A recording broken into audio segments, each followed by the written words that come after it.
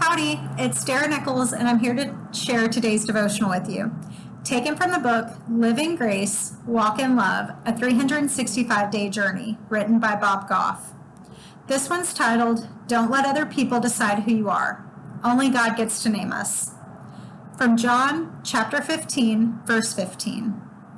I no longer call you servants, because a servant does not know his master's business. Instead, I have called you friends. For everything that I learned from my Father, I have made known to you.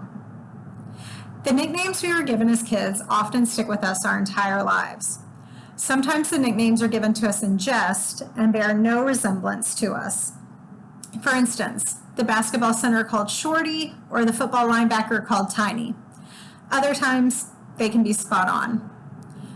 When we're most innocent and vulnerable, we sometimes latch on to the worst labels, then carry them with us wherever we go. These aren't labels others give us in jest. They're names we give ourselves through our pain.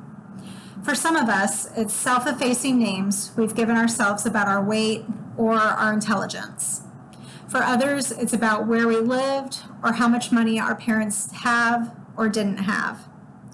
So many of us were labeled by whatever it was that made us stand out, and the label stuck to us like duct tape and continues to define us today. Our Creator cleared it up for us, though. When Jesus called Peter a rock after he failed, he demonstrated that many of the labels we've given ourselves just aren't true. They're lies masquerading as reality. When you find yourself calling yourself by a name that isn't true, remember what God calls us.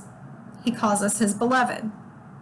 We're all different, not just a little bit different, but wonderfully and sometimes dramatically so.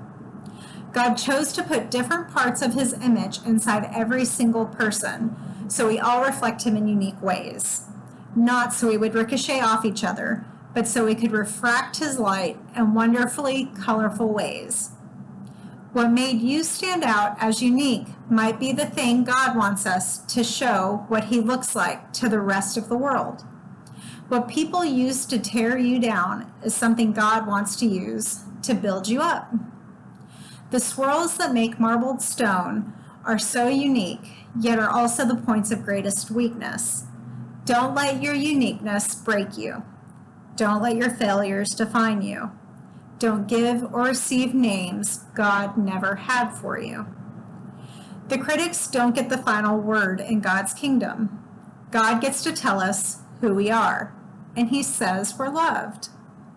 Not just a little, and not for a while, but from here to eternity and back.